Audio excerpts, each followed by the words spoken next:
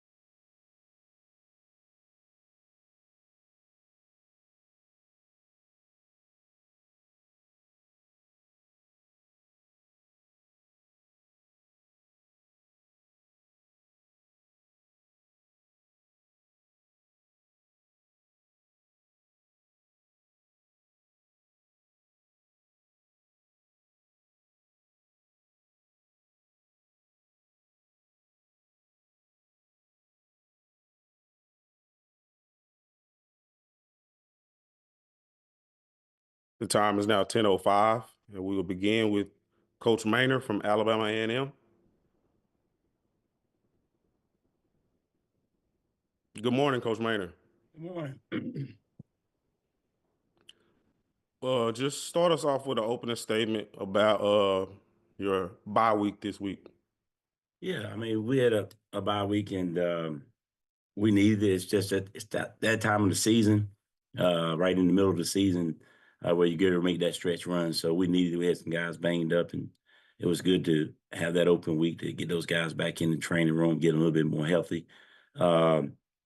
Concentrate on the grades, guys that missed some assignments, make sure we got all those assignments turned in.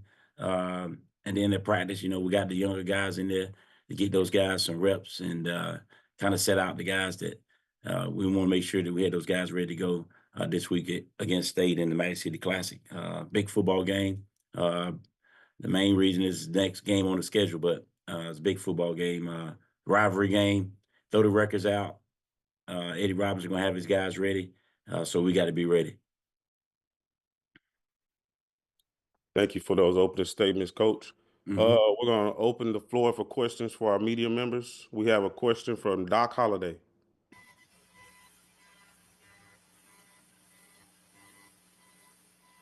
Can't hear you, Doc.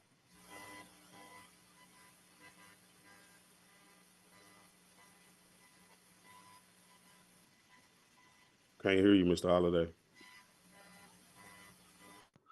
All right, there we go. Can you hear me now? Yeah, we can hear you. Okay.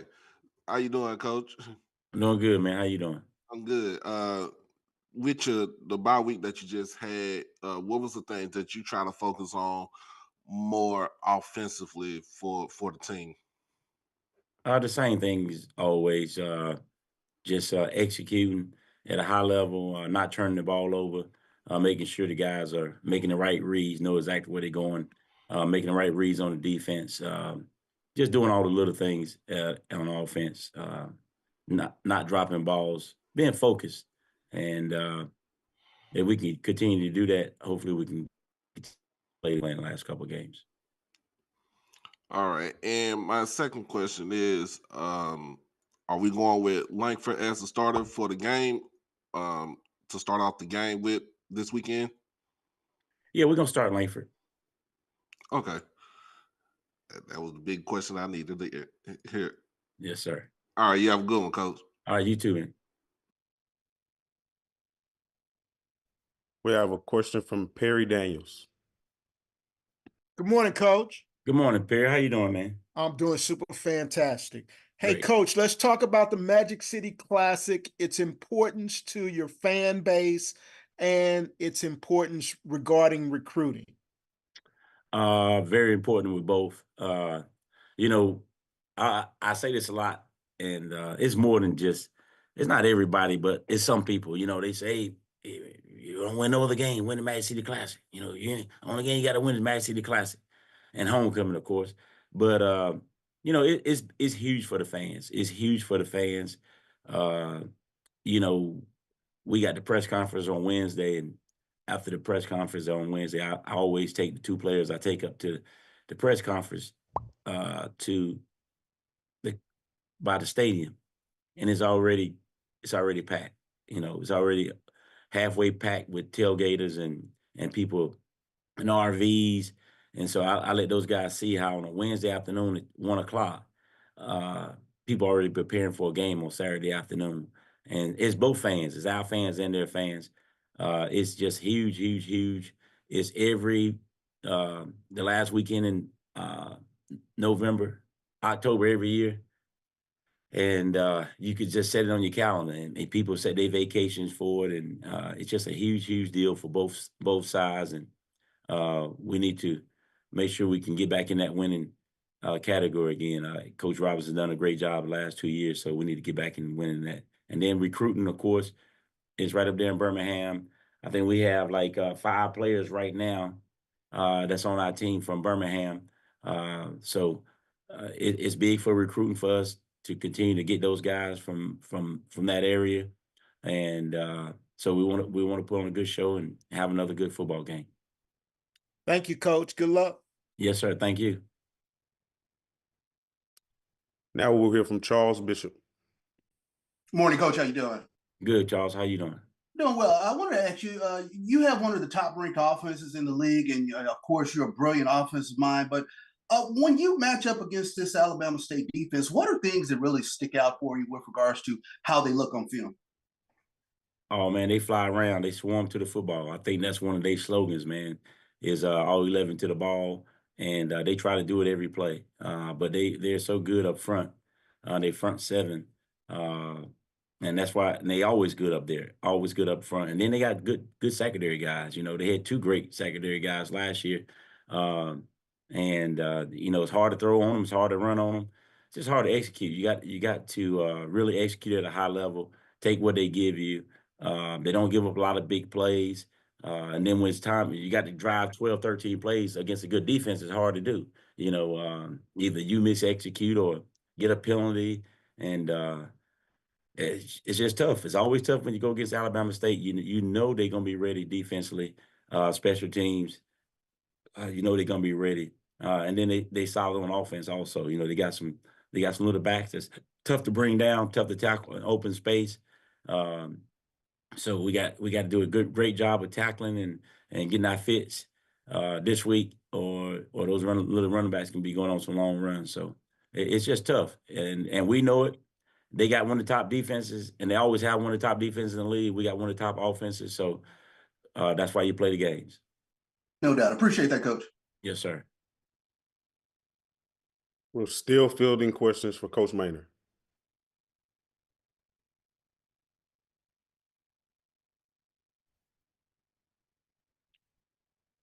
Once again, Coach Maynor, thank you for taking the time to join us this week, and we look forward to speaking to you on next week.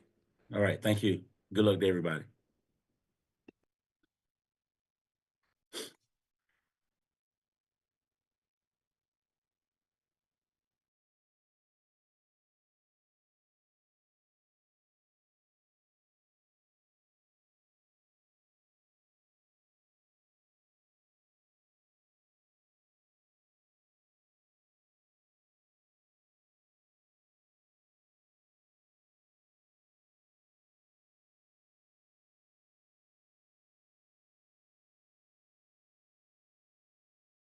The time is now 10:12. We'll be joined by Coach Eddie Robinson of Alabama State at 10:15.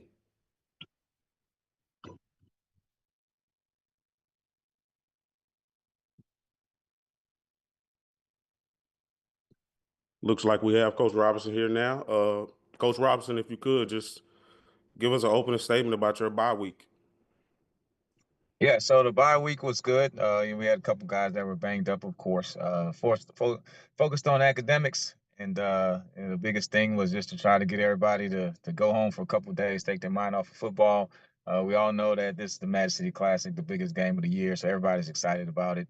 And so we don't have to have the enthusiasm speech. We just have to go out there and make sure that we're focusing on what we're doing. So just focusing on the little things. Giving Key a couple more reps so he can get more and more comfortable at the quarterback position. So that was a big part of it. And just getting guys back on campus and ready to play. Thank you for that. At this time, we'll have a question from Doc Holliday. Coach Robinson, how you doing this morning? Doing pretty good. You just hit on the nail with Key as your quarterback. How is he feeling as far as this week coming up, since it's another big game for him, and what is his confidence like? Yeah, he doesn't lack confidence. Just from the standpoint of we had the last bye week, he was still kind of picking up the offense, and we let him play in the little scout game, and he had a lot of confidence in that. That's what made us think that he could go out there and actually play and do something this year, as opposed to having to wait. And he's a quarterback in high school. He's from Maynor High School, right in that Birmingham area, so he's definitely familiar with the Magic City Classic. He understands the stage that it's on, and so he's going to get prepared and going to go out there and play. And Zach will still be ready in case anything goes wrong. But may see one of them or both of them, but we'll start with Key and then see how it goes. I appreciate you, Coach. Absolutely. We have a question from Perry Daniels. Good morning, Coach. Good morning. How's it going? Super fantastic. How are you? Good, good. Hey, Coach, if you could talk about the importance of the Magic City Classic to your fan base and from a recruiting standpoint. Yeah, I think Coach Maynor talked about it. You know, the Magic City Classic and the homecoming, and for us also Turkey Day. We have the 100 Turkey Day Classic coming up at the end of the year. But Magic City Classic is the game that everybody talks about the whole year. Every time you go to Birmingham, I don't care what time of the year it is. You know, Coach Maynor and I go there for the golf tournament. They're all talking about the Magic City Classic, so it's a big game.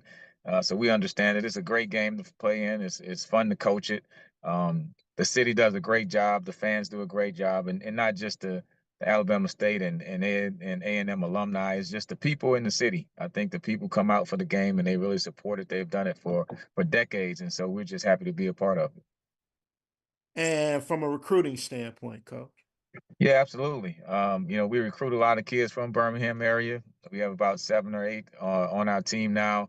There's a big deal that the mayor has set up with the Birmingham Promise, where kids can go to an in-state school and their tuition is paid for. So it's just a lot of advantages, and that's with the Birmingham City schools. And so we understand the advantages of recruiting from kids from that area. And my biggest selling point is that you get to play in the Magic City Classic for the next 4 years, and so 4 or 5 years, and that's a big deal for those kids. There's no school on Friday. There's no football games this weekend. So the whole city is focused on the Magic City Classic. It's that big of an event. Thank you, Coach. Good luck. Absolutely. Thank you. We are still fielding questions for Coach Robinson.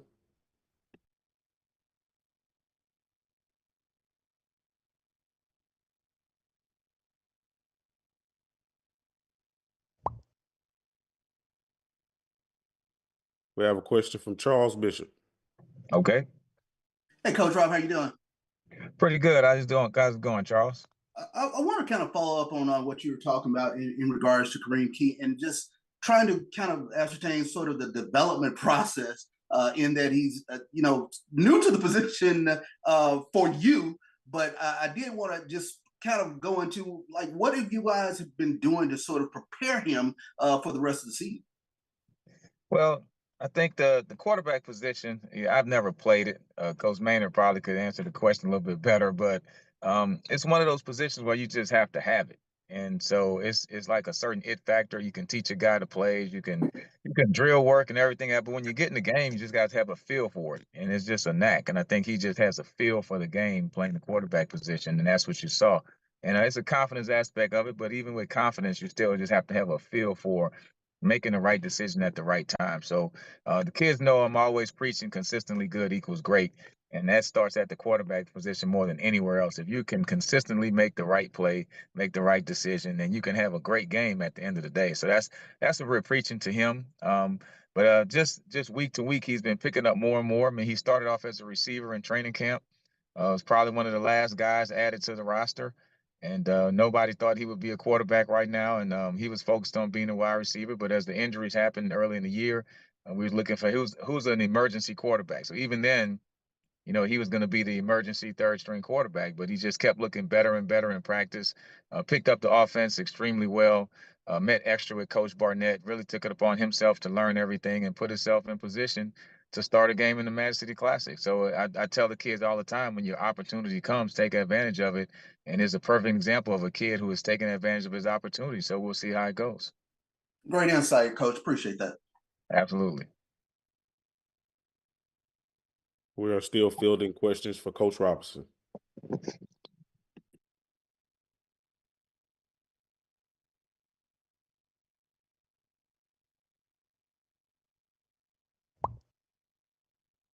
We have a question from Kendrick Marshall. Yeah, Coach. The importance of the Magic City Classic aside, how important is it for your team to continue to stack wins, knowing that everything you still want to accomplish in the SWAC East is still ahead of you moving forward? Yeah, I think both teams are in the same position as far as our position in the SWAC East.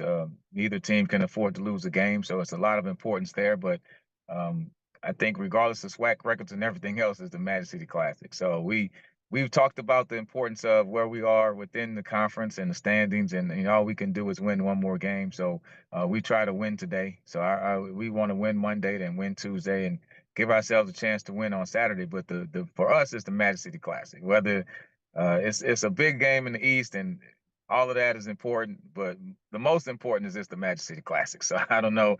I think it may be hard for some people outside of the state of Alabama to understand it, but if you come to the game, you understand how important it is to try to do everything you can to win the Magic City Classic. And the benefit to me is it's also a SWAC East win. But the most important thing is it's the Magic City Classic. Yeah, and talking about that game, Coach, your team has won the last two. Why have you guys been so successful most recently against Alabama A&M in this particular game? What kind of factors have kind of played into that? Well, if you look at the games, I mean, the records are really close. I think A&M has maybe a 4-game lead, so it's a true rivalry. Both teams go back and forth. We're playing well, and most of the games come down to the last play. The first year, the game came down to the last play.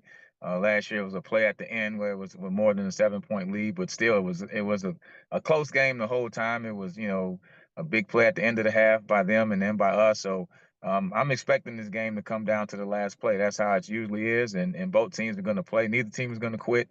If you're down by 21, up by 21, you're going to keep playing hard all the way to the very end. And usually it's going to be an unsung hero type of kid that's going to make a play. And so that's what we're expecting. And everybody has to be prepared, because when you have your one chance to make your one play, it could be the play that helps us win the game or the other direction. So we all understand the level of expertise and the level of attention to detail you have to play in this type of game.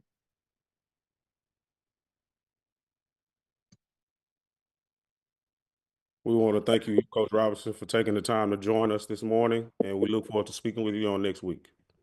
Good. Thank you.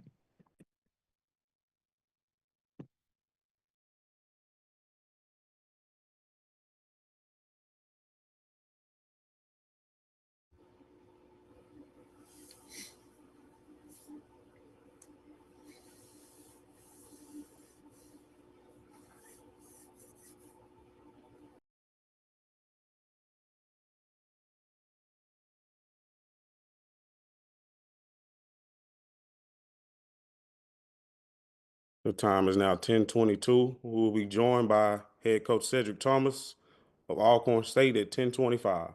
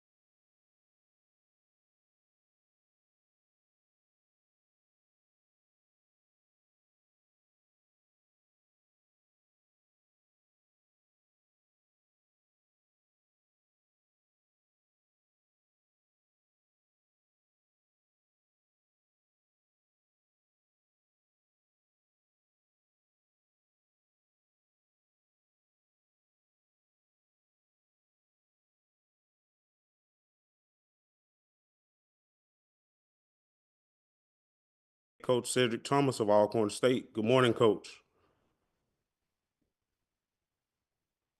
Morning, sir. How you doing today? If you could start us off with an opening statement about your team's game against Southern University. Yeah, back in Louisiana again. Southern's homecoming, and we knew the area, knew the landscape, and knew what was on stake. Knew what was at stake. Started out, playing our kind of football, but just kind of sputtered there. Their defense stymied us a little bit and turned the ball over. A couple times. Uncharacteristic first running back fumble we had all year from Sewell. And we find ourselves going in the half tie ball game, and we kind of felt optimistic about that. And then fourth quarter, it's 14-14, and just ran out of juice. They made two explosives to kind of put that thing out of hand. Just kind of he couldn't throw it around enough, and so guys fought to the end, but just fell short. And so it's a good thing we got an off week to kind of right some wrongs and feel some things, get some things corrected. But shout out to Coach Graves and that staff. They did a hell of a job. Thank you for the opening statement. Now we'll have questions from our media. We have a question from Perry Daniels. Good morning, Coach. Good morning, sir.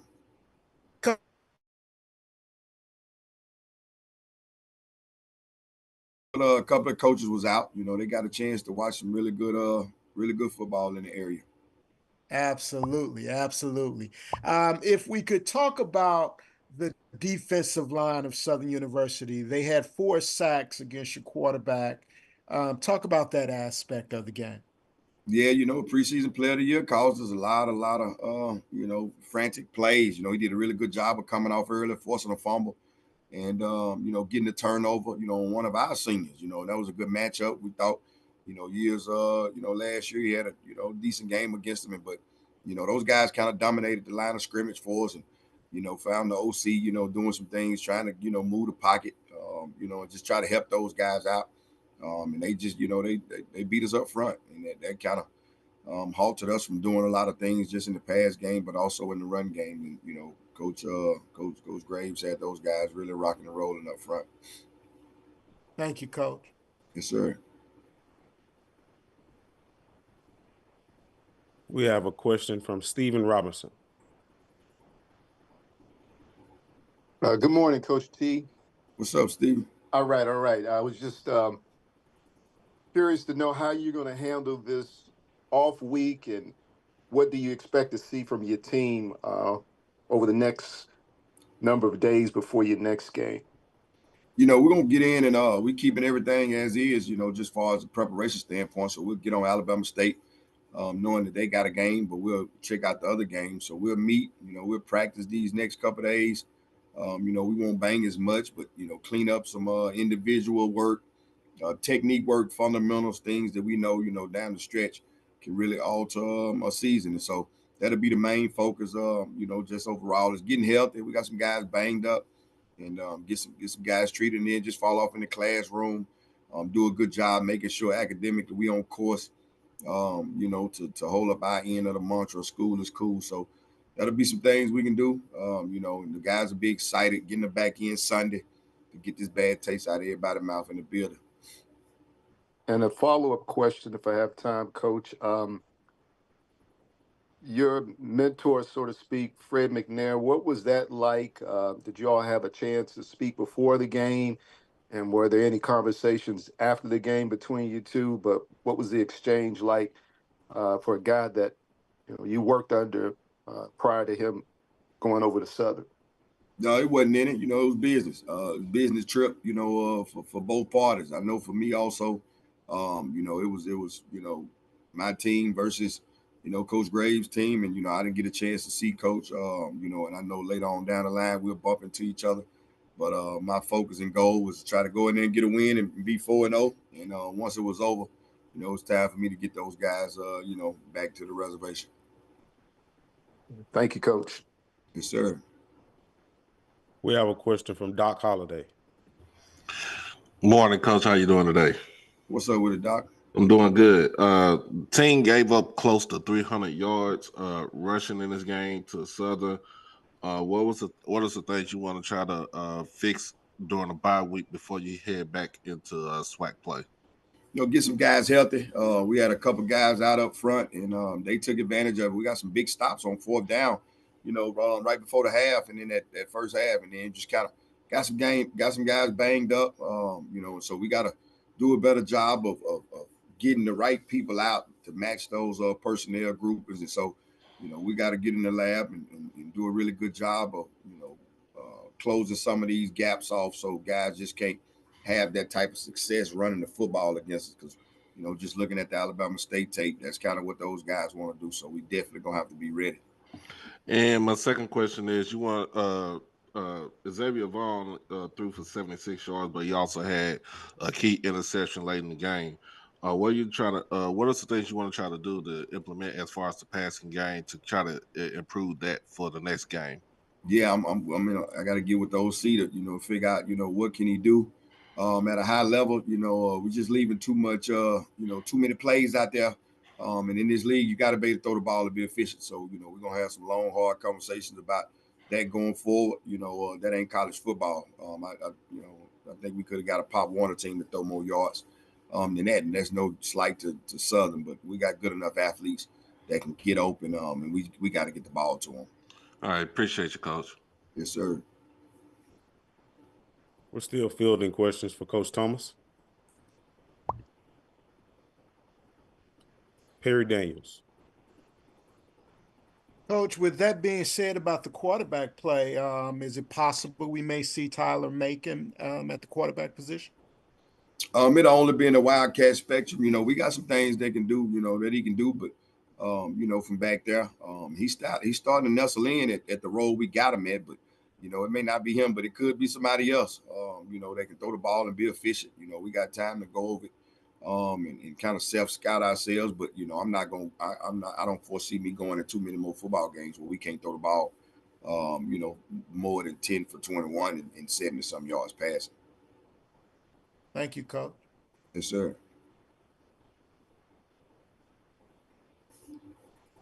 Do we have any more questions for Coach Thomas?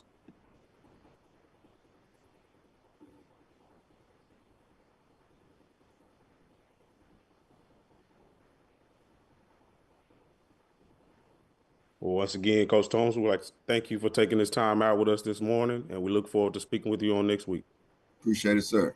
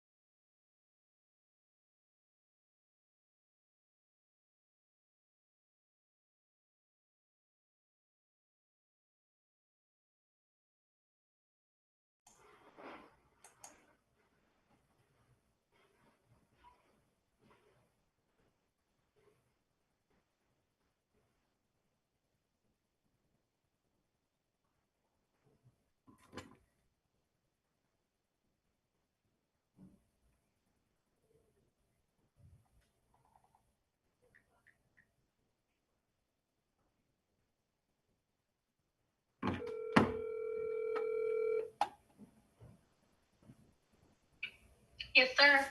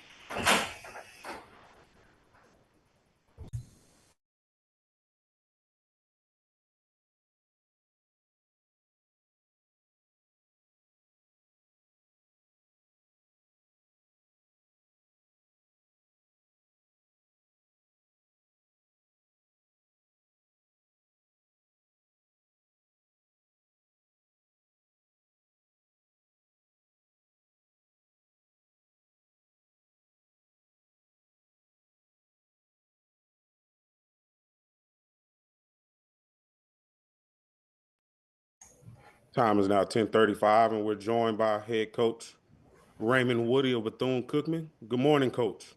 Good morning. Yes, thank you so much, Coach. If you could start us off with an opening statement about your team's outing against Mississippi Valley. It was a really good environment. Coach Wade had those guys ready to play. It was their homecoming. We started off 2 early turnovers led to quarterbacks change, resulting in 2 touchdown drives before the half. Defense opened the second half with a stop, and the offense put field goal on the next drive in to extend the lead, and then defense got a goal line stop on 4th down, and the offense ran the ball on 16 to 17 plays to close the game out.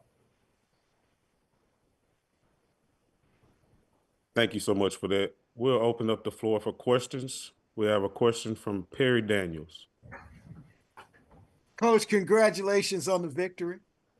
Thank you.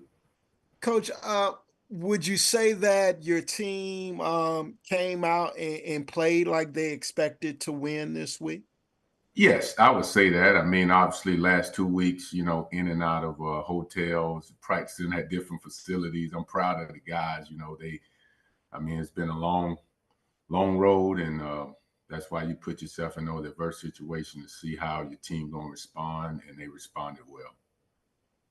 Excellent, Coach. And your team has had some real life challenges more than just a game. Let's talk about where they are mentally, Coach. Where is the morale of your team currently?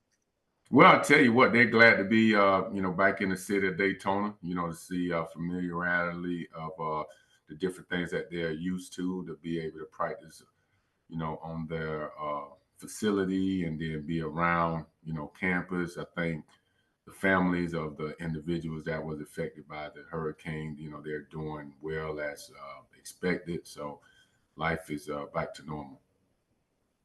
Thank you, Coach. Good luck to you all. Thank you. We have a question from Doc Holliday. Good morning, Coach. How you doing today? How you doing, Doc? I'm doing good. Recently, your team has kind of went away from the pass.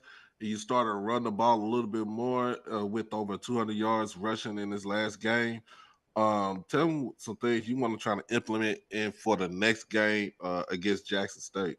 Well, I know Coach Taylor gonna have those guys ready to go. We're a really good football team. Obviously, we said we want to be able to run the ball in the beginning of the season. I think now, we got some young guys up front that's actually doing some of the things that we need for them to do. And then freshman at tailback, then as he's starting to come into his own. So we definitely want to be a team to be able to run the ball. You got to be able to run the ball and to be able to open up the pass. So I'm happy with the guys being able to, run the ball, and especially the guys up front opening those holes. And my second question is, even though this was pretty much almost an even game for most of the day, you ended up going 3 for 3 on 4th down efficiency. Just give us a idea about as far as how the offense was clicking on Saturday. Well, we had a couple guys that went down, up front, and I figured, hey, we're in a position where we got to make something happen, and felt real confident going for those 4th downs, and our guys obviously responded. And we practiced those situations, so that wasn't really a surprise. We put those guys in those type of situations during practice. So we was excited that it showed up in the game. All right, appreciate you, Coach. Thank you.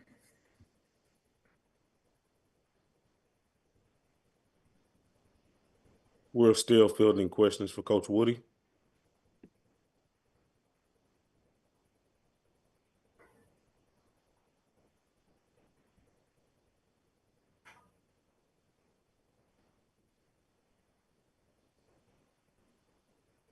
Coach Woodie, we'd like to thank you for joining us this morning, and we look forward to speaking with you on next week. Thank you.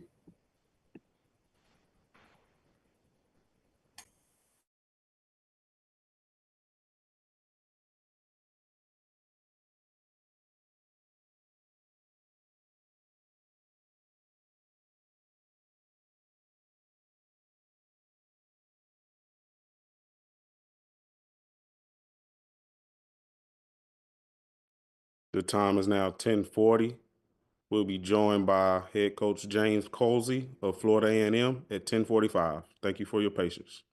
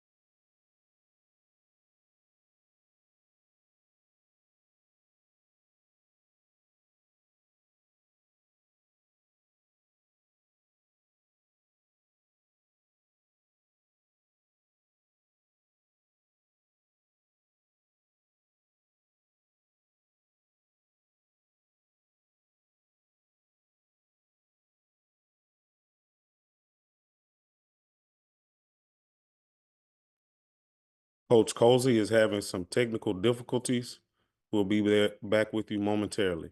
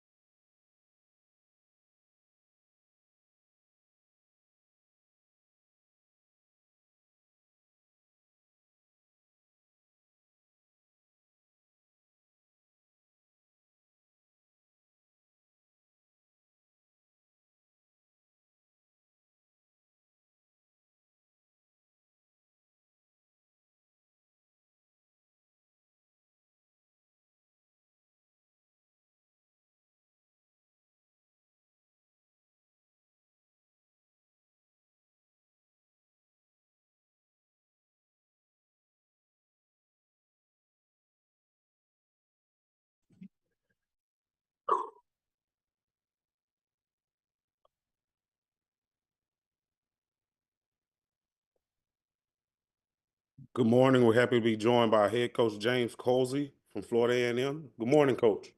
Hey, good morning, guys. Sorry about that. I had a little Wi-Fi issue down here. I apologize. No problem, no problem. If you could just give us an opening statement about your team's recent outing against Jackson State.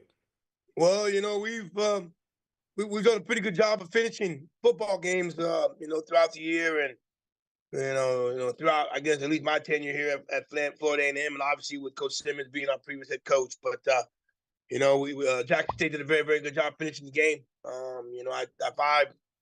If I could have drawn it up to have us up 21-20, 4 minutes left on the clock, and our offense coming on the field, I would have taken that.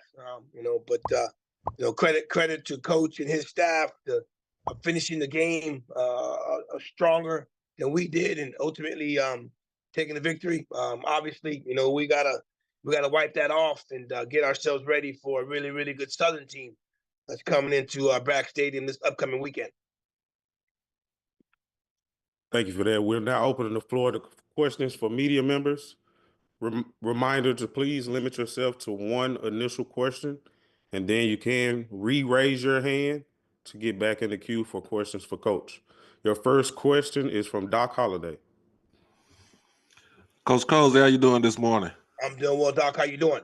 I'm doing good. I didn't get a chance to interview you from Saturday, but I guess I got it right here today. With the game being 21-20 in the second half, what was the thing that you kind of did as far as making adjustments in the second half, or if you felt like the adjustments wasn't enough in the second half against Jackson State? You didn't. You thought obviously first half. The points being scored. You thought it was going to be a high scoring affair.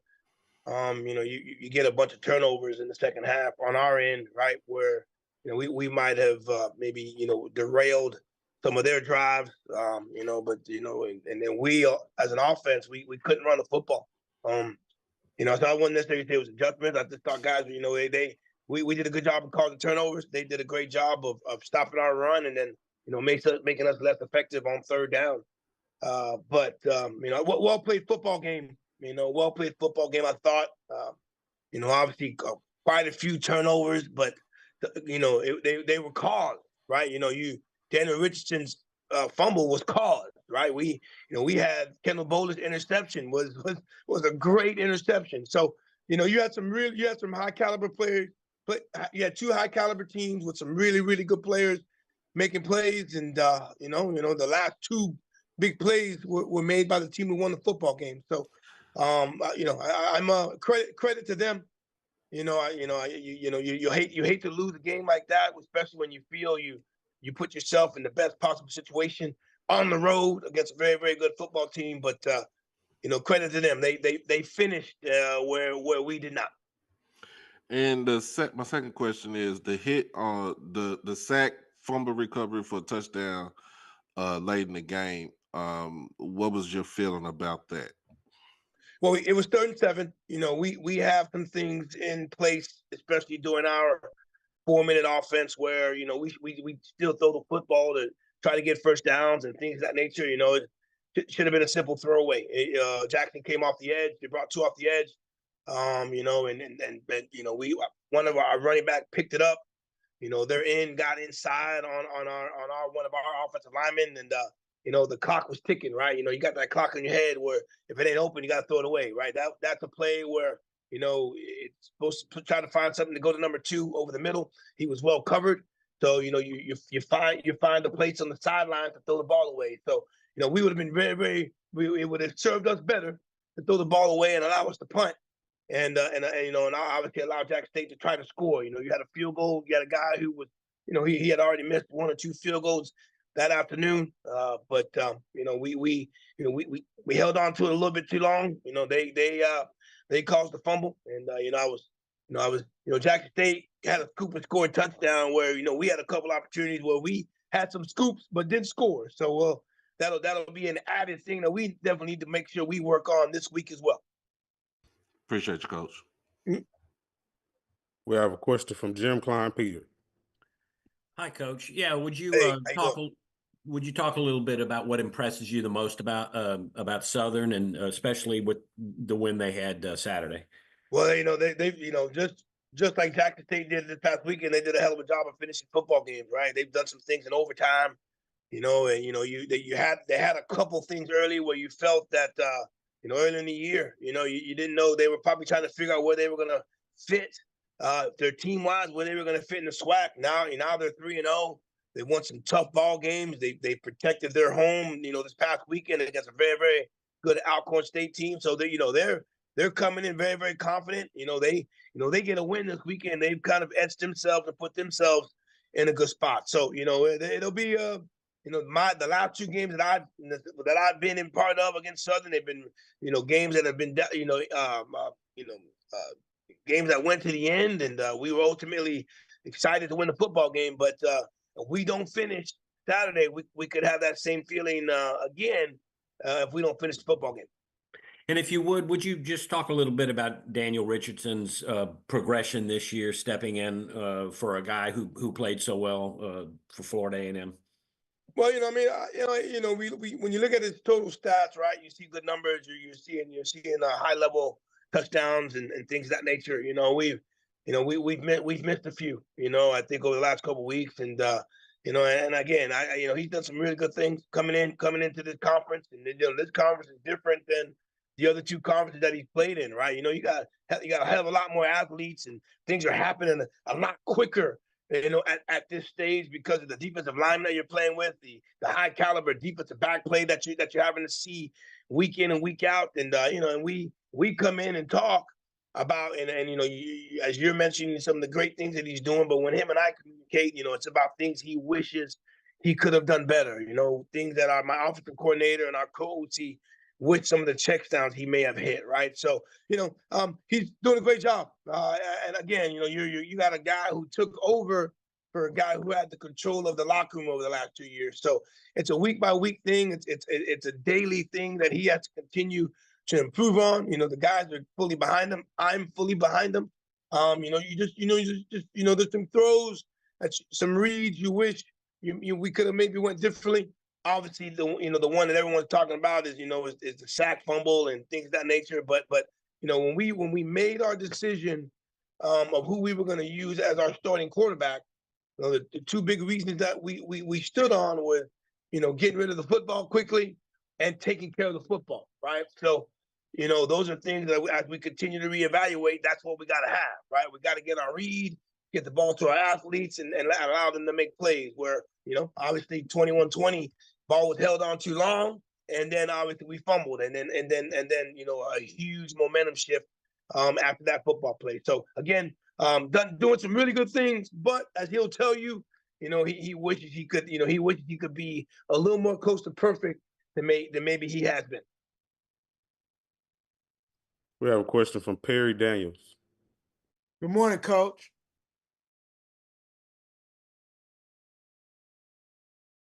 I've had better Monday. I get it, Coach. I totally get it. Let's talk about your defense, though, Coach. Your run defense seems to be an area of weakness, giving up over 200 yards a game, and Southern seems to be finding their run offense. Talk about that aspect. Well, I mean, I thought we held on pretty well this past weekend. But you can't with the athletes in this conference. You can't miss a tackle, right?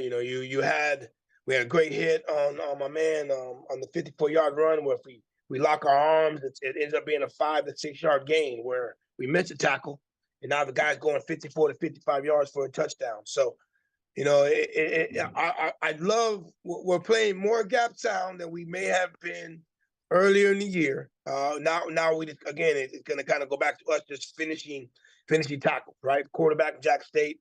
He's a great athlete. He did a couple things where he scrambled and made some plays, but we got some one-on-one tackles where in the past our guys made them. This year they have not made them as consistently as we may have want, and those are leading to runs. We do a lot of things one-on-one. We cover one-on-one. Our individual, our one-on-one tackling. We work on that constantly and consistently, right? And those are things that we have to continue to get better with, because a lot of the things that we have to do because of our defense is in the open field. So, if we don't improve on that, our rushing yards are going to continue to stay in the upper 200 yards. But, you look at that 54-yard touchdown run, our star fits the gap the way he's supposed to fit it. He doesn't wrap up. Mulligan gets the fight song started, right? So, we got to continue to be better with that, if we're better with that, our rushing yards will start to improve. Our rushing yardage defense will also improve. Thank you, Coach. No problem. Yes, Coach. Thank you for joining us this morning, and we look forward to speaking with you next week. Thank you, man, and good luck to everybody this week.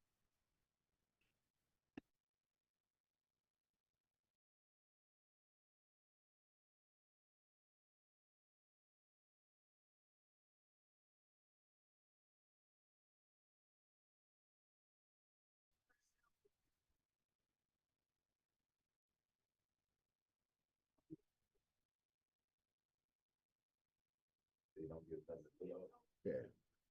But Little been found the money for the indoor facility already. He just said we should raise $1 million. I'm on this call right now. Good morning. We're now joined by head coach Mickey Joseph of Grambling State. Good morning, Coach. Good morning. How y'all doing? Doing well. If you could just give us an opening statement about your team's outing against Arkansas Pine Bluff. Ask them to focus, and we ask them to finish. We ask them to win the middle eight, and they did their part. So we just got to continue to improve as a football team and improve as a coaching staff, and just try to keep this thing going. But it was a good win for the kids and for Grambling State University. Thank you so much. Now we will open the floor from questions from our media members. Perry Daniels. Good morning, Coach. Congratulations. Appreciate it, Perry. Thank you. Hey, Coach, can you talk about the defensive back that you have out of Madison Preparatory Academy in Baton Rouge, Jones? Yeah, David Jones. David Jones, he's really good. He's a good player. He's a kid that he's still learning how to play the game. We got to put extra time in. Ceiling is high for this kid. This kid's got NFL talent. He's just got to continue to get better every day that he comes in the building, and he's got to improve every time he gets on the football field. But he had a really good week this week. But he's been playing at a high level, and we got to continue to get him to do that. Thank you, Coach. Good luck. Appreciate it. We're going to take a question from Charles Bishop. How you doing, Coach Joseph? I'm good. I wanted to ask, thus far, what have you seen from this Texas Southern football team when you look at them on film? Well, first of all, they're well coached. They run, they play hard. They run to the football. They have some really good players. So, they're really a dangerous football team when they're in Houston. So when we looked at them, you know, they get off blocks well on the defensive line. They had a really athletic quarterback. But, you know, we got to continue to watch him today. We kind of watched him a little bit yesterday. We're going to continue to watch him today. But what we see is a well-coached football team and a scrappy football team that's going to get after you. Sure thing. Appreciate that, Coach. Appreciate you. Doc Holliday. Good morning, Coach. How you doing? Good morning, Doc. How you doing? I'm doing good. Got your victory for homecoming, and now you move on to Texas Southern. But the real issue is the penalties. Over another 100 yards of penalties. What is the thing you want to try to do to make sure you want to implement the discipline with the team?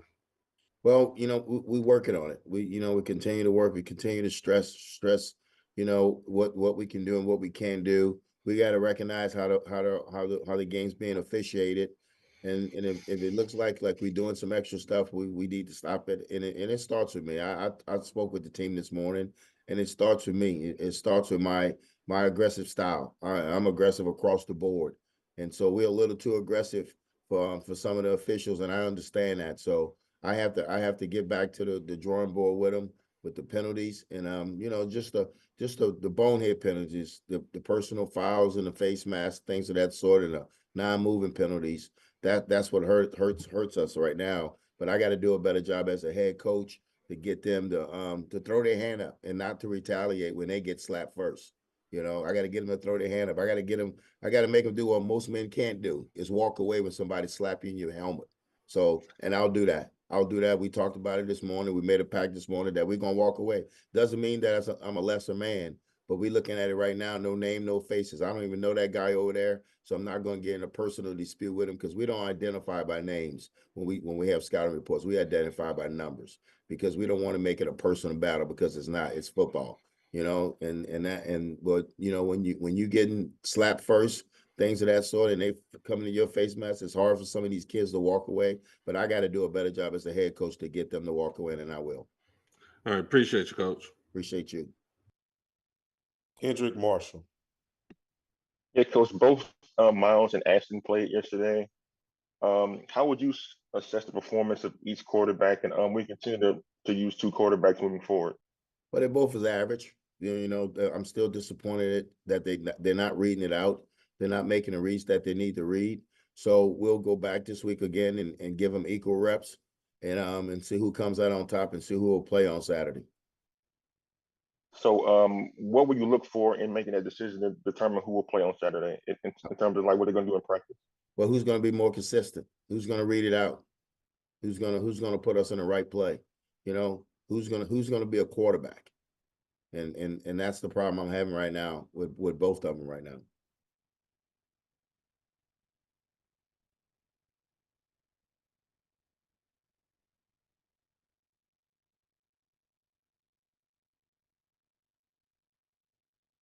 Coach Joseph, we want to thank you for taking the time to join us this morning.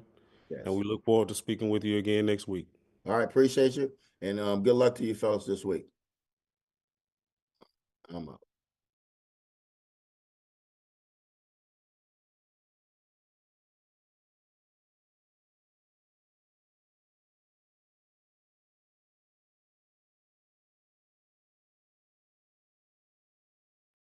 At 11:05, we'll be joined by Alonzo Hampton of Arkansas Pine Bluff. Thank you for your patience.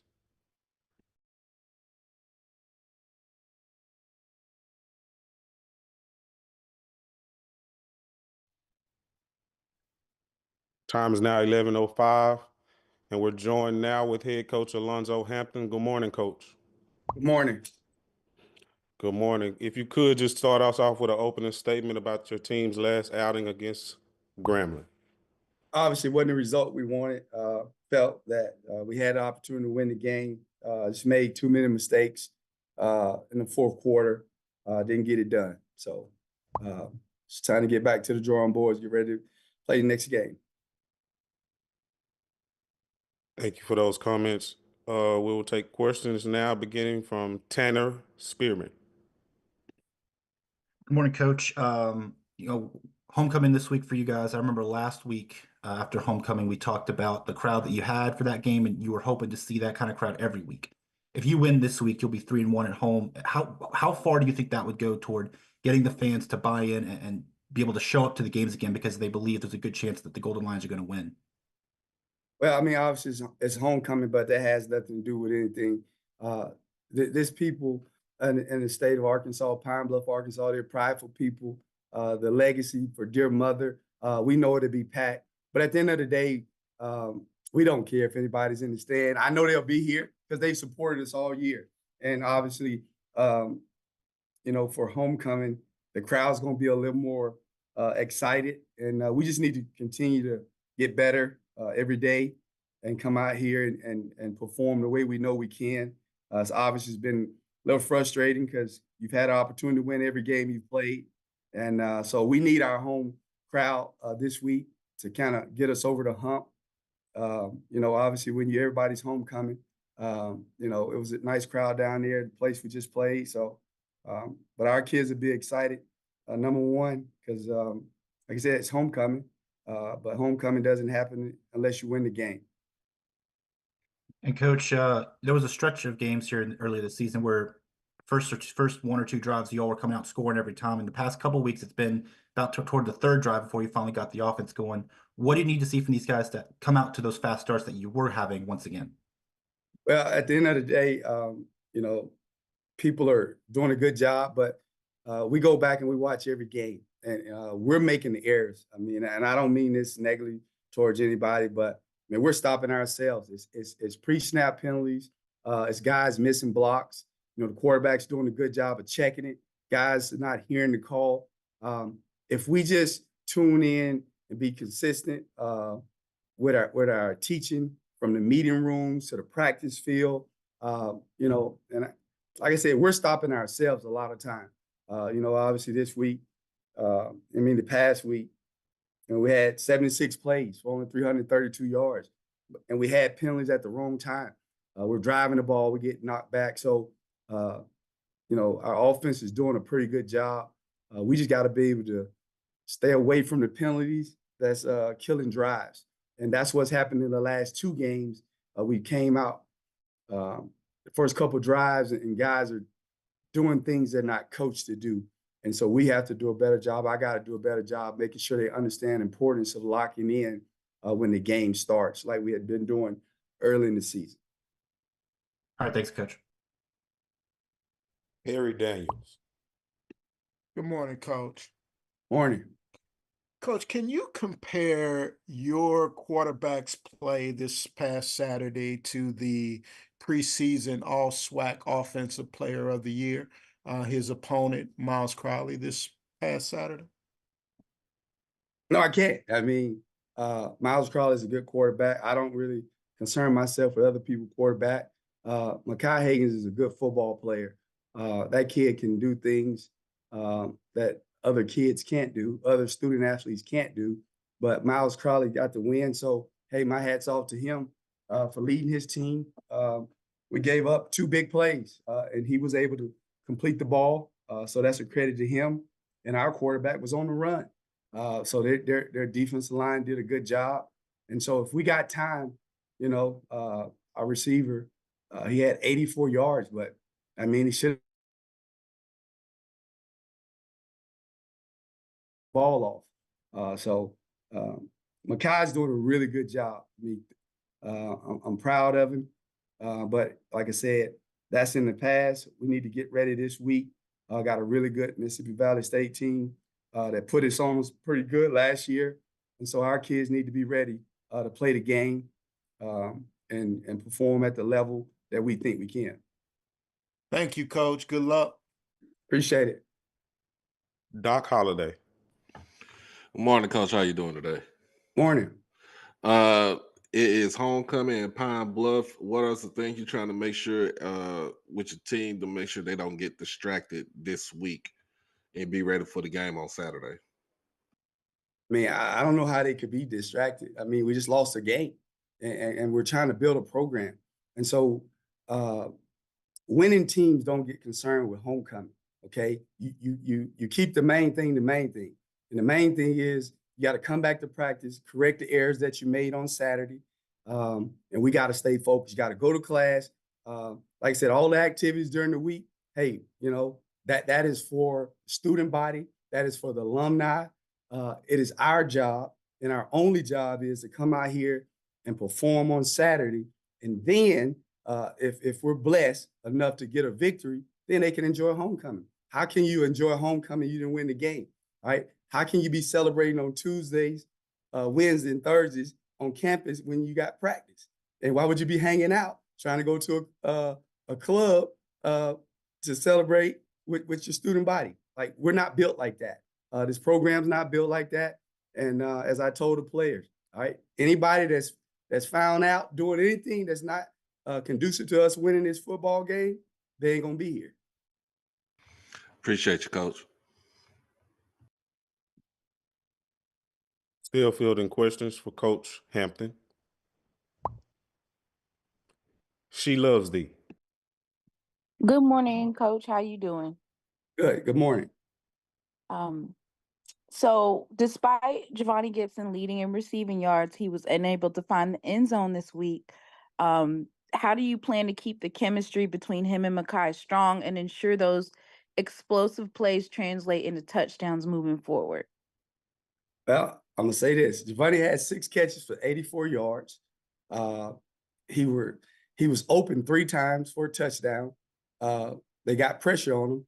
I mean, that kid is really talented, right? But I keep saying it, right? We have 4 more guys. Mekhi's doing a good job of spreading the ball around.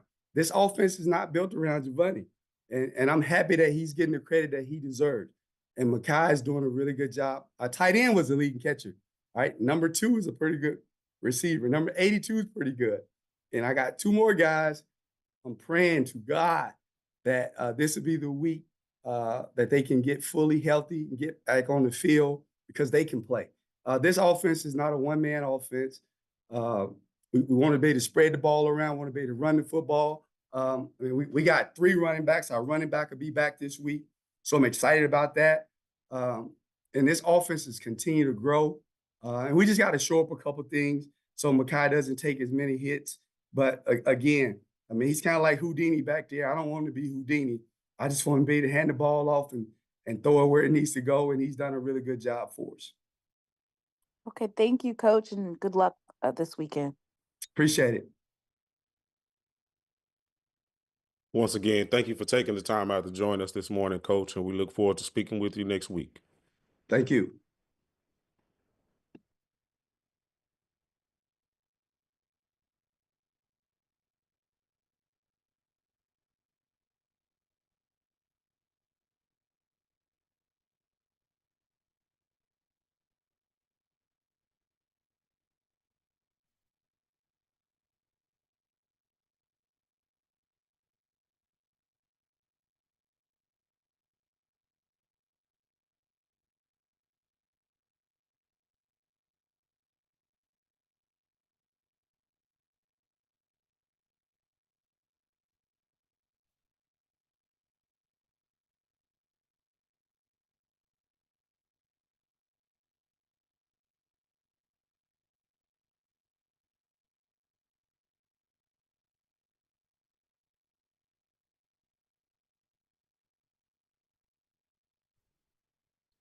Good morning. We're happy to be joined by head coach Kendrick Wade of Mississippi Valley. Good morning, Coach. Hey, good morning. Good morning. If you could just give us a opening statement about your team's most recent outing against Bethune. Yeah, man, we came up short. Very disappointing performance. You know, from us. You know, we were looking forward to getting back home, going out there, putting on a good showing, and we didn't. You know, we shot ourselves in the foot, snapping the ball over quarterback's head. We had some opportunity to make some big plays. We didn't. You know, we came up short. Definitely got to give some props to Coach Woodie. You know, it was 17-10 in the 4th quarter, and you know, he faked the punt, you know, from the minus 22-yard line, which is very gutsy, and you know, that allowed him to be able to bleed the clock a little bit, go down there, kick a field goal, and essentially, you know, seal the game. So, you know, we've turned our attention to Pine Bluff, a really good team, and like I said, we beat them last year. They're aware of it. We are as well. So we know we're gonna get their best shot. So we're looking forward to getting down there to Pine Bluff for their homecoming. Thank you for that opening statement. Now we have questions first from Stephen Robinson. Good morning, Coach Wade. Stephen, my man, good morning. Okay, yeah. Just curious to know right now, as far as the fan base, I know everybody's itching for that first win.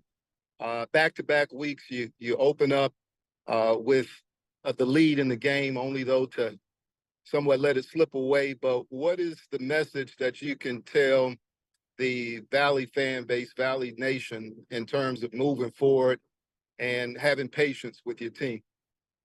Yeah, I mean, we're gonna keep chopping. That's what we do. We don't listen to any outside noise. At least I don't. We're gonna keep chopping. We're gonna stay true to the process. I would just tell the fans, be fans and support.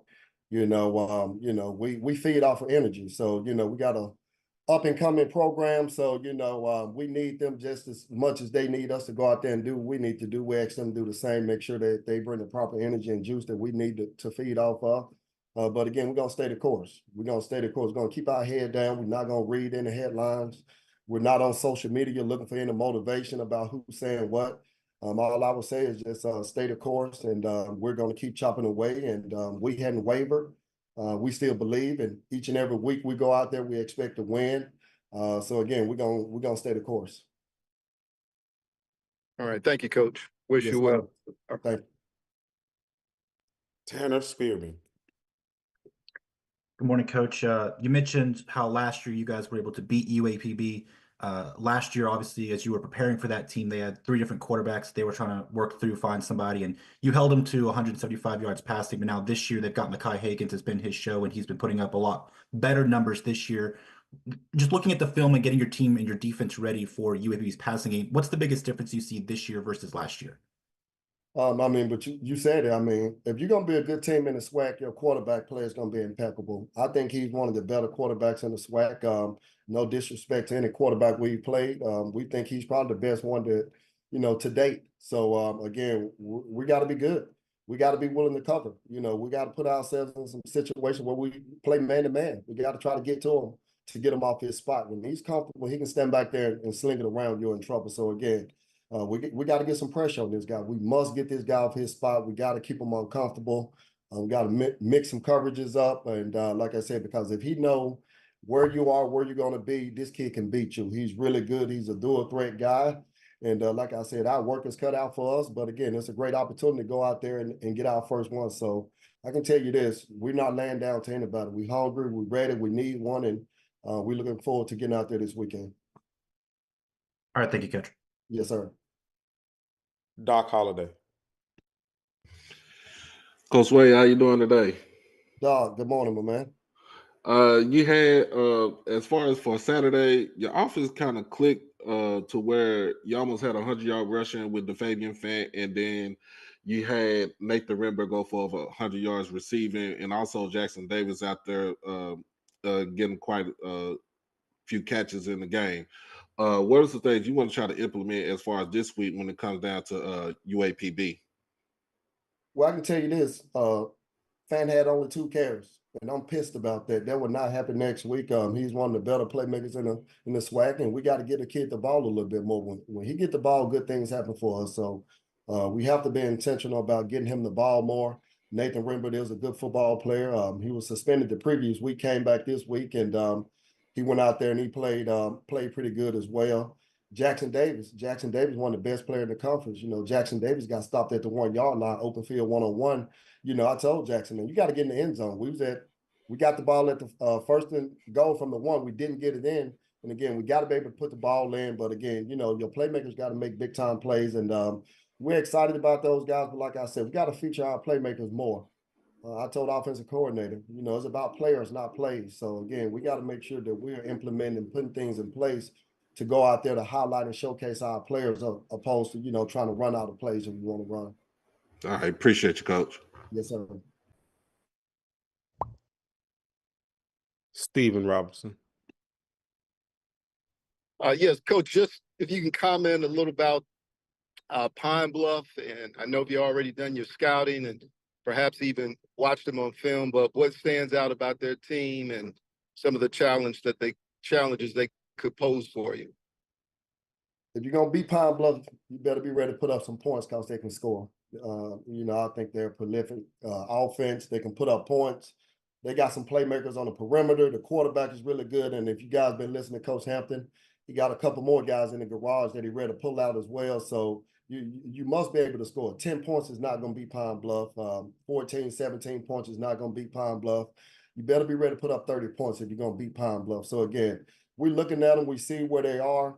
They're a really good team, but so are we. So our focus is still about us. If we go out and do what we're supposed to do, there's no disrespect to anybody we play. We give everybody their proper respect. That's what we do. But again, it's all about us. If we go out and play the way we're supposed to play and do the things that we're supposed to do, we know what we can do. So again, we continue to shoot ourselves in the foot. We just got to be better. And again, our focus hadn't changed. So again, it's still more about us than it is about Pine Bluff or any other opponent that we face. So again, we have to be locked in and focused on doing our job, Stephen. And that's what we focus on. We got in yesterday, had some honest conversations about some things that we need to improve on. And we look forward to attacking those things. All right. Thank you, Coach. Yes, sir. Thank you. Still fielding questions for Coach Wade.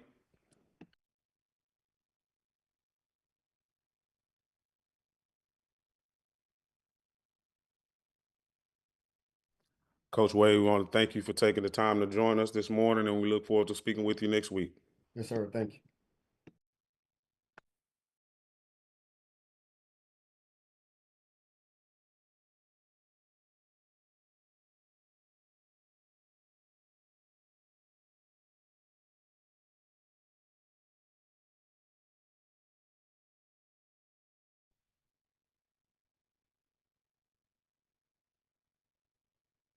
Next, we will be joined by head coach Bubba McDowell from Prairie A&M at 10:25.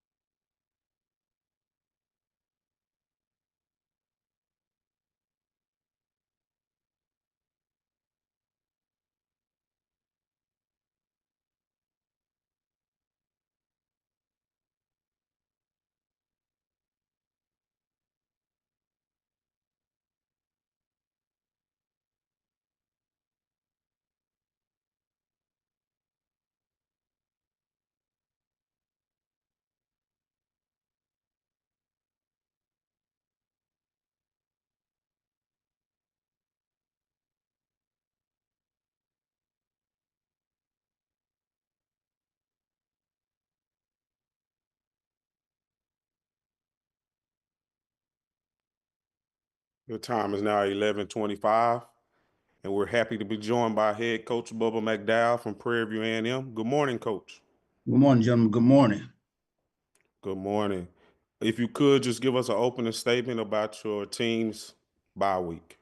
Again, we just came in the bye week and just kind of focus on getting back to the fundamentals of things.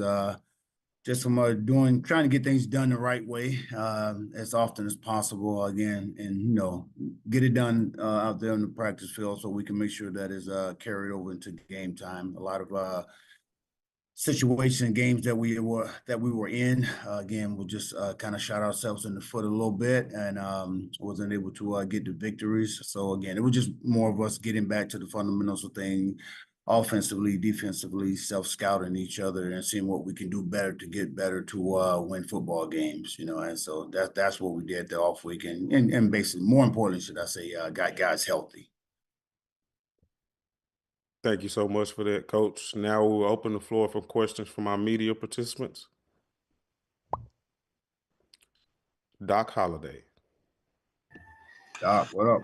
What's going on, Coach McDowell? How you doing? What up, big fella?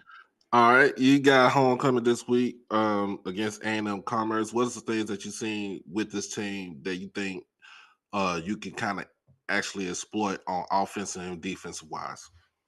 Offensively, again, we just, and if they decide to go a lot of man, I think we got the athletes to get a lot of mismatches with them, and then just I think for the most part, if we decide to do our bunch set with these guys, we're gonna be pretty successful because again, we got some guys that can get in and get open, and as we talked about during the off week, again, just about putting guys in position to make plays. As always, as well as anybody, we got to definitely open up that running game a little bit more. So, we're putting the onus on the O-line. Again, they got some guys, across that across from them, and they can do some damage if you let them. So again, it's just about us being physical up front, and then being able to capitalize on the things that we see, that we continue to see throughout the week that we can exploit them on. And again, I keep reiterating, Coach Wade said, we got to be put our athletes on the field and put the ball in their hands and let them do what they do. Defensively, defensively, again, we just got to be able to, do a lot of zone runs, do a lot of empty sets. And again, for us defensively, we just got to control that up front. If we can control a new line of scrimmage, I think we're gonna be okay. Got to be so gap sound with these guys because they've got running backs again that can, can cut it back, and take it to this.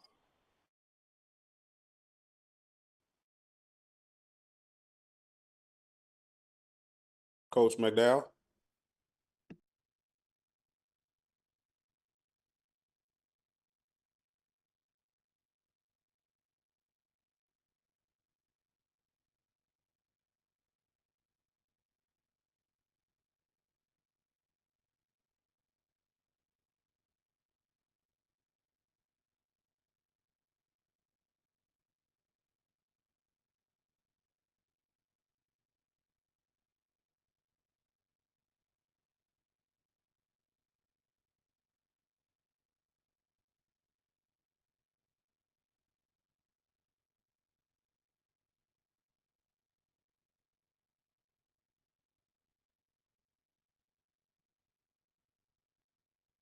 Coach McDowell, we want to thank you for taking the time to join us this morning, and we look forward to speaking with you on next week.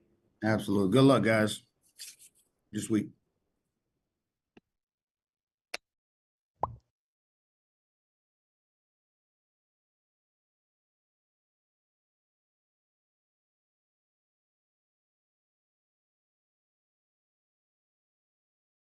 Up next, we will have Coach Terrence Graves from Southern University at 11:35.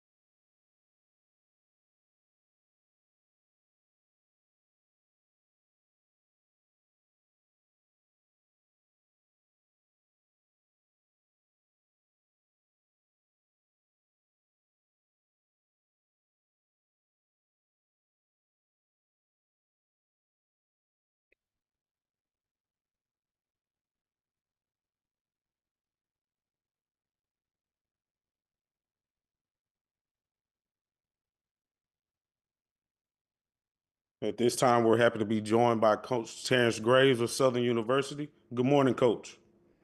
Good morning. How are you? I'm doing great, Coach. If you could just start us off with an opening statement about your team's most recent outing against Alcorn State. Well, we had a homecoming on campus Saturday. It was all week rather, and it was a great environment. The game was sold out. People were everywhere. People didn't get in the stadium to after halftime. There's that many people on campus. Great atmosphere. Great to see the Jaguar Nation, all the alumni out. We faced a very good Alcorn State football team. Coach Thomas and his team came in at 3-0 and lead first place. And those guys came in. We knew they were going to be fired up and inspired. Also, the fact that their former head coach, Coach Fred McNair, is a part of our staff here at Southern University. So I knew those guys would be excited and wanted to, really win for a number of factors, but also to, have a chance to beat their coach. And those guys, we started off, the game started off, they did a great job of stopping us on a couple of 4th and 1s. And then we messed around and they hit us for a big play that got on the board first. And then we responded. Noah came out and scored a touchdown.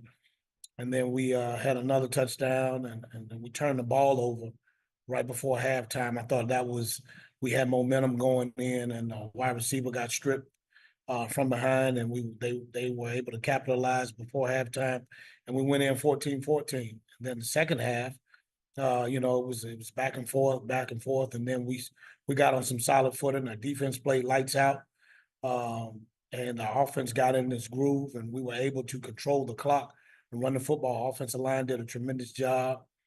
We had 295 yards rushing.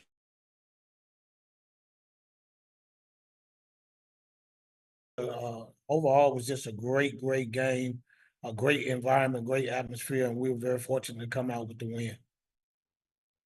Thank you so much for those opening statements. We're going to take messages from the media. Jim Klein-Peter. Yeah, Coach, you talked about the offensive line. You made some moves with them a couple of games ago. Would you talk about how those moves have worked out and how well they played? Oh, it's been good, Jim. For the second week in a row, we didn't give up a sack. So to go into 2 weeks with some moves, working together, they're gelling.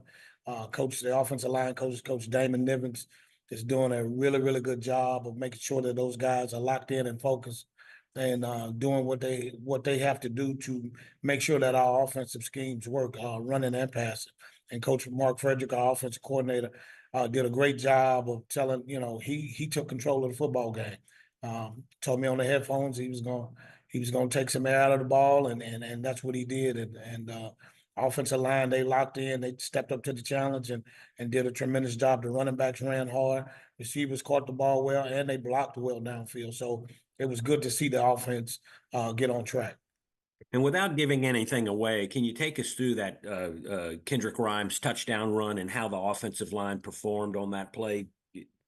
How did that kind of go? Well, we were having success running the football, and Coach Damon Nivens talked to Coach Frederick and told him what he liked, and he called it. And Rhymes the offensive line did a great job of gathering the defenders, getting a hat on the hat, and Kendrick Rhymes. He trusted it as we always tell him to trust it, and he hit where he was supposed to hit. And once he did that, and once he gets out in the open, it's hard very few people are gonna catch Kendrick Rhymes when he gets out in the open full speed. So it was just him being Kendrick Rhymes doing a great job of creasing it and finding the end zone. Thank you, Coach. Welcome. Perry Daniels. Congratulations, Coach. Thank you. Let's stay on Kendrick Rhymes. Make a case for him being the SWAC Offensive Player of the Year, Coach. Player of the Week. Well, he had 133 yards rushing and a touchdown. He did a great job. Kendrick does a great job of blocking. He does a great job of catching the ball out the backfield as well. He's also a really good special teams guy. I leave that up to those who make the make the decisions, but I certainly think that he had a great performance. And if he's able to become that person, or if he is that person, then hats off to him because and him and the offensive line because they worked hard at it. Coach, and let's talk about going into Bragg Memorial Stadium. It's been a long time since this team has lost their coach, Florida A&M. What is the communication to your team regarding the task at hand Saturday? Well, Coach Colzie is doing a tremendous job with that football team. They take on his personality and the rest of the coaches. But Florida A&M Bragg Stadium has always been a tough place to play. The crowd is in it. They're right on top of you. They do a great job of staying engaged along with the band. They all do all those things that makes for a great home field advantage. And so we have to, like I told the team, it's a tough place to play, but it's not impossible to play and play well. So we have to be our best selves. We have to make sure that we're locked in and focused. We have to execute. And we have to just do those things that are capable, that we're capable of doing to put ourselves in the best position to give us a chance to win. I think everybody on any given day. And so we have to make sure that we're locked in and focused and paying attention to what we have to do because they have a really good football team and we have to be ready to go when time comes. Thank you, Coach. Good luck. Thank you. Doc Holliday. Coach Graves, how you doing today? I'm doing well, thank you. All right. The stalemate, 14 tied up 14 going into the fourth quarter. Tell us about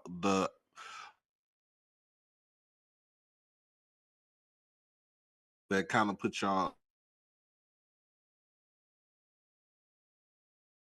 Well, Coach Frederick, he did what he felt like was necessary for us to win the football game. Whatever he saw or whatever he felt like he wanted to attempt what he wanted to do. That's why he's the offensive coordinator. He radioed down to me what his intentions were, and the offensive line and the offense in general. They stepped up to what he asked them to do. And so it wasn't anything magic or anything special about it. He just said, "Hey, let's see what we can do with what we were doing offensively." And those guys stepped up and answered the bell. So hats off to him. Appreciate you, Coach. Thank you. Melvin Beal. Morning, Coach. How are you? Fine, thank you. How are you? I'm well. What do you expect to see from this Florida A&M football team, both offensively and defensively? Well, they're very well coached football team, and that's traditionally Florida A&M since I've been coaching against them. They're gonna be physical. They're gonna be like the legendary coach Jake Gaither used to say. They're gonna be agile, mobile, and hostile. And those guys they're gonna get after it. They're explosive on offense. The quarterback does a really good job of finding receivers and controlling that offense. They have some really good running backs, receivers who can make things happen. Defensively, they're gonna get after you. They're gonna come. They're gonna bring pressure. They're gonna mix it up. They do a good job in the secondary and at the line, second level, the linebacker spotters. So and then they're solid in the kicking game. Those guys are well coached. They're aggressive. So the thing is, again, we have to be our best selves. And so we have to be our best selves. We have to pay attention to detail. We have to make sure that we execute the way we're able to execute because they have a good football team and we have a good football team. And so it's just going to be a matter of the guy who makes the most plays, who executes the best, will give themselves the best chance of winning the ball game. Thank you, Coach. Thank you. She loves thee. Good morning, Coach Graves. How you doing? I'm doing well, thank you. Good morning. After there was a defensive battle in the third quarter, and your special team, Joshua Griffin, was able to get on the board in the fourth quarter with that field goal. And then, of course, you guys ended up pulling out a win, and you've secured the lead in the SWAC West. What is your message to your team about maintaining focus and consistency for the remainder of the season with the SWAC clinching the SWAC West in your sights? Well, I basically tell them what I always tell them. You know, we live in the precious present. Can't worry about what's behind us, what's in front of us. We got to be right here in the here and now. And it's a great win. I told them after the game, it's a great win. Let's enjoy it for these next few hours, and then we got to turn our focus to the next opponent, which is Florida A&M. And as I tell the media, I tell everybody, you know, when you look at the championship, I look at the championship as an elephant. And the words of the late Coach Moore Forte, you don't eat an elephant whole, you eat them one bite at a time. So we just got another bite of that elephant to put us in position to reach our goals. But the focus is the focus. We gotta focus on Florida A&M. Nothing else matters. And I think they understand that, and that we're gonna work towards that. All right. Thank you, Coach Graves. Good luck Thank for you. this weekend. I appreciate it. Yes, sir. We appreciate you taking the time to join us this morning, Coach Graves, and we look forward to speaking with you next week. All right. Thank you, everybody. Have a great day.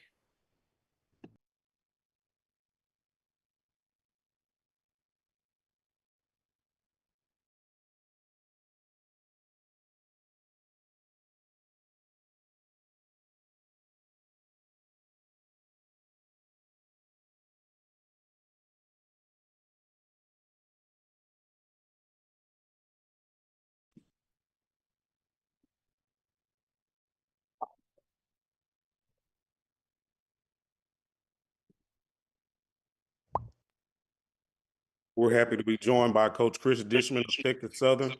Good morning, Coach. Good evening, everybody. If you could just give us an opening statement about your bye week. Well, we practiced everything that possibly can happen in a football game. We practiced and went over it, not just once, twice, or three times, but several times we've done that. Even though we practiced before, it's always good to get a refresher. The only thing we didn't practice is to be at home and be visitors. So we never practiced that. Thank you so much for that. We'll take questions from the media, starting with Charles Bishop. How you doing, Coach? How you doing, Charles? How things going? Doing well, sir. I wanted to ask this question in taking a look at the bye week. Did you have, I guess, any light bulb moments or epiphany moments where you look back and say, okay, the rest of the season we're going to do a few things, I don't know, different or in another manner? Well, to answer your question, no, I did not. But to do things different, we got to win at home.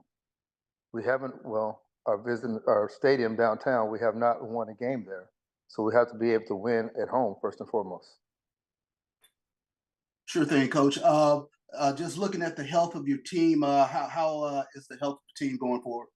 We're pretty healthy. You know, all our running backs are healthy. You know, of course, our quarterback is still not as healthy as we want him to be, but you know, we have others there. Other people have to step up. We can't rely on one or two people and think we're going to win a championship. Everyone who's behind that person has to step up. And in order for us to win and keep in the hunt with Southern, then we got to win out. Sure thing. Appreciate that, Coach. Doc Holliday. Morning, Coach. How you doing today? Doc, you? I'm doing good. Tell us the things that you see on film from Grambling that you think you can kind of try to exploit in the game on Saturday.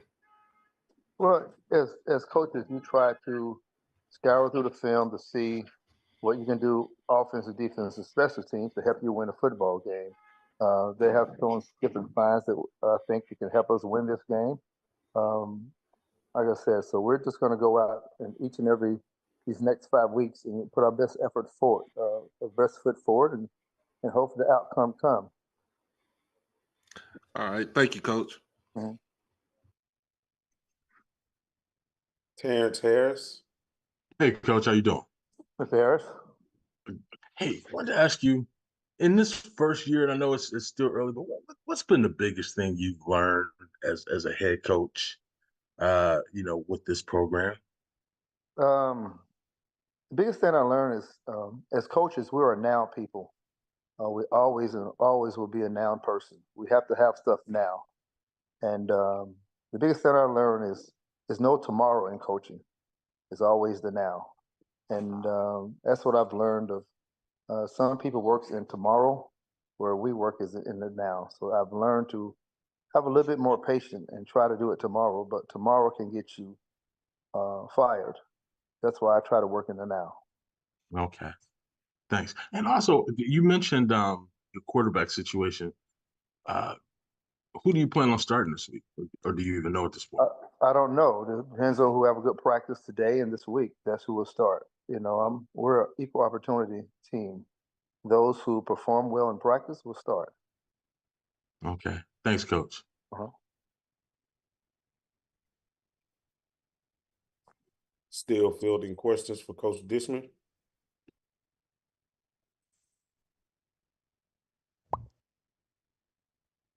Mr. Harris. Well, I'll jump in and ask you another question. Hey, what do you think of the new strength and conditioning facility? What are your impressions of it? It's a very good facility. It's a standalone facility. It has all the racks we need. It has everything we need as far as the football team to get in there and get started. We're looking forward to this week of getting in there and having our first full team lift instead of having one group go, then the next group go. All 110 of us can get in there and work out, which is very exciting. And how much does something like that help kind of level the playing field in your mind? Well, it helps to level the playing field, but like I said, we need to be able to get into our own stadium and have some practices, and have some practices. The difference between practicing on grass and practicing on turf. Unfortunately, we have a turf field there at practice, and then we go and play on grass. So we need to get our kickers in there practicing, kicking off of the grass. So that's what we're able to go to our local high schools and have our kickers do that this week. Fortunate for the bye week, and just try to practice every little thing that's possible to come up. Thanks, Coach.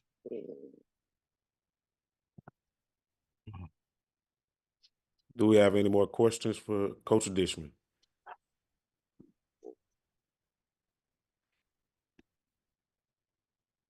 Coach Dishman, thank you for taking the time to join us this morning, and we look forward to speaking with you next week. All right, sounds great. Have a great one.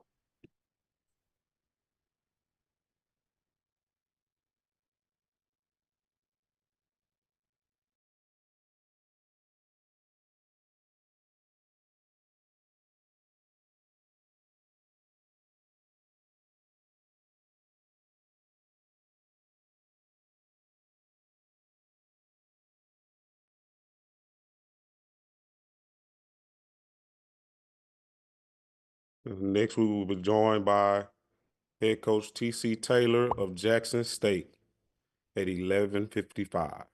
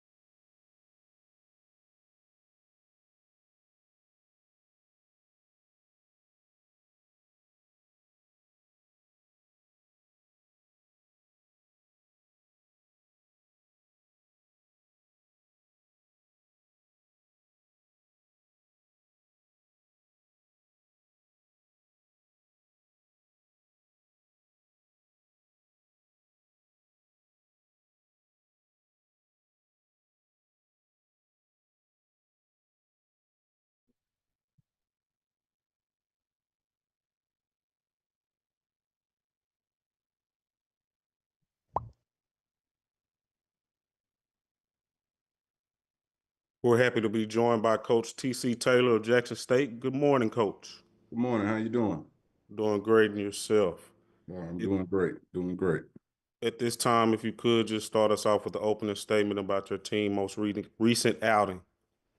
Great football weekend for JSU football. You know, we came away with a great win against a great football team, really good football team. A lot of athletes were on display this past weekend. A lot of scouts in-house, and just pleased the way my team came out and played for 4 quarters and found a way to win. We got some turnovers on the defense. Offensively, we got to protect the ball. We did have 4 turnovers on that side of the ball. Special teams played well, but hats off to Coach Colzie and his staff and his football team. You know, they really came in here and played a great game. It was a championship level field in there in the vet this past weekend, but very proud. Bethune and Daytona, and you know, playing them for their homecoming this weekend.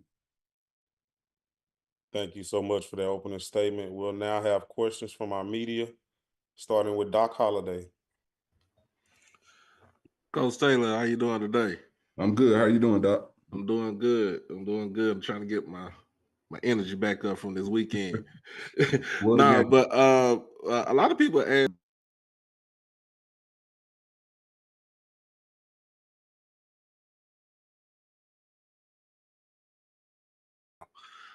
Well, usually, you know, heavily in the last few weeks, we've been a heavy run on first down. You know, you just try to keep, you know, defense is unbalanced. You know, try to come up with some good quick game ideas where you can get still those 4 and 5 yards on some of those first down calls. So it was a deal in our game plan that we just felt like we could, you know, change some things up and, you know, get some easy completions for Jacobian on some first down situations. So that was the thought process there. And then the second question, I know the hit heard around the SWAC. What was your feeling and just your mindset about that play? The one you talking about, Jacobian got hit? Nah, the Dan Richardson. Oh yeah, when True Thompson got to him. Yeah, he you know, is that Dorado G baby, as we call him, our kicker missed that kick, that long field goal. The defense was jogging past him, and you can hear him tell him like, "Hey, we finna go get this ball back. You know, we finna go find a way to get this ball back." True just did a great job. Our D tackle did a great job of, you know, defeating a double team. He splits a double team, and you know, he just laid into him. You know, he never checked up, ran through the guy's chest, did a good job of creating a turnover. And Philip Webb has been playing good football as well all year. For him to pick that up and get it in the end zone was awesome. Just a big time play. And, you know, I've played a lot of games in the vet, you know, and coached some games in the vet, but that was probably the loudest I ever heard it get on that particular play. Yeah. Thank you, Coach, and you have a good one. All right, you too. Thank you. Kendrick Marshall. Yeah, Coach. I could help not notice that you were pretty fired up about the outcome of the football game. You were really enthusiastic with your assistant coaches and your players. How much does the win mean for you, and why did it mean so much to you? It's just the way that they dominated us last year, you know, and we know what this game, a game like this means for our program. You're talking about a team that was ranked FCS nationally, you know, one of the top teams in HBCU football.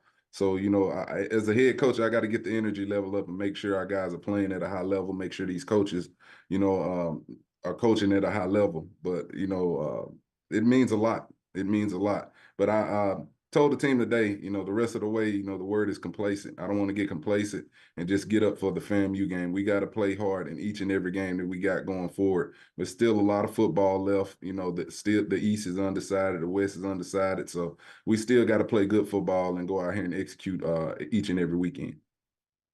Just want to talk about your defense. I know True made the big hit, the sack fumble at the end of the game, but your defense held FAMU to no points in the second half. What adjustments did you guys make to kind of make that happen? Well, that's all on our defensive coordinator and that defensive staff, Coach Quinn.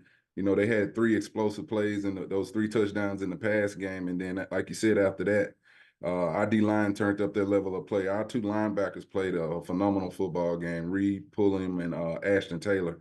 They got after, you know, we talked about the True Thompson hit right there in the forced fumble, but Reed Pulliam comes back the next series and, you know, and dislodges the ball, and Ashton Taylor, the other linebacker, recovers it. So, you know, and for them to take a lot of heat off of the A&M game, they didn't play their best game, and for them to come back and respond, I can't say enough about those guys, on the defensive side, the coaches as well as players. Appreciate it, Coach. No problem. She loves thee. Hey, Coach, how you doing? I'm good. How are you? I'm good. I'm good. So it's a big emotional win for FAMU, and you're taking it's a comfortable lead in the SWAC East. How do you plan to keep the team grounded and focused, especially heading into a matchup with Bethune-Cookman for their homecoming? So what's going to be the approach to maintain that intensity and avoiding any letdowns? Today I told them we just got to keep practicing and preparing like we've been preparing each and every week. We know that was a big win for us, but that didn't decide the Eastern Conference yet, the Eastern Division yet. So we still got a ways to go, and they understand that. These dudes really practice hard each and every week. The three days we're out there on the practice field, they get after each other really well, and they want an opportunity to win the East. And they're doing that. They're preparing like that, and that's how they're approaching these football games. But they know we still got a long ways to go before that's done. And just as a follow-up question, in the first half, we saw FAMU was running this kind of play where they would clap their hand and then kind of like calm themselves down. They'll kind of fake look to their side of the coaches, and so that would make the DBs relax. And we saw a couple of times that they caught some of our DBs off guard. What was the adjustment made from the first half to the second half to ensure that they don't get caught off guard? Just to be ready for it, like you said, they had the explosive play off of it early on, and that was a great scheme, great adjustment by their coaching staff. I've seen some teams do it, but nobody in this conference has done it to us for that matter, and that was the first time we saw it. So anytime something like that happened, you got to rely on the coaches to get over there, get it coached up. But a well-schemed deal by FAMU and that offensive coaching staff to do what basically was a check with me, and then just to snap the ball at that tempo, that's going to kill an adjustment and coming out and playing better in the second half.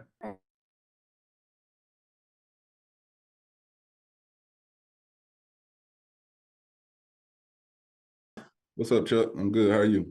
I'm good. I don't know if this group gets enough credit, but talk about the work your offensive line has done this season. A staple week in, week out is Jackson State rushing for over 100 yards. Yeah, I mean, they are a big physical group, that really plays with a chip on their shoulder. They compete against each other.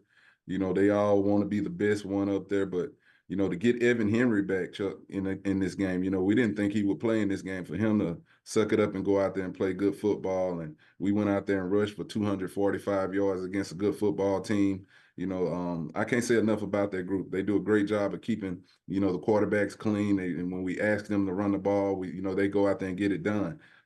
They had a big goal line deal where I told them, like, if we can score this touchdown, we can put them away right here.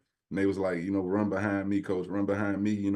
These guys really, they play well together. They're a close-knit group, but it goes back to the old lessons to Southern, and they have really just bought on to what he's teaching in that room. Oh, sure thing. I appreciate that, Coach. No problem. Thank you, Chuck. Mm-hmm.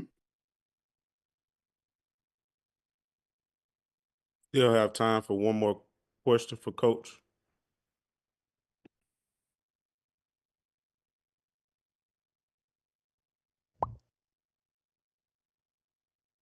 Doc Holliday. Hey, Coach. I want to know what the adjustment for the defense was from the first half to the second half, where you basically limited them to, like I said, no scoring in the second half, and also kind of pretty much held them in check on rushing the ball. What was the adjustment that y'all made for the second half?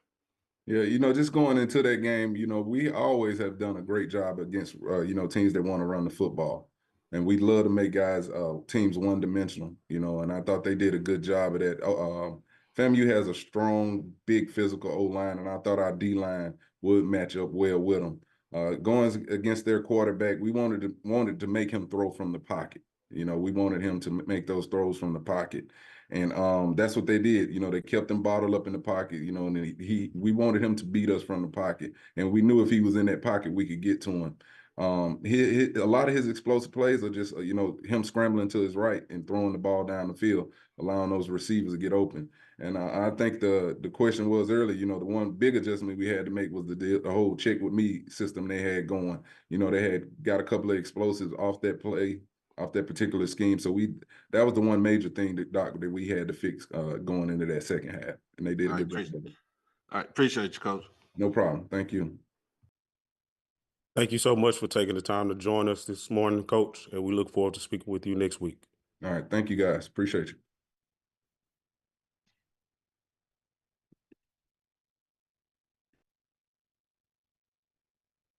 This concludes our SWAC.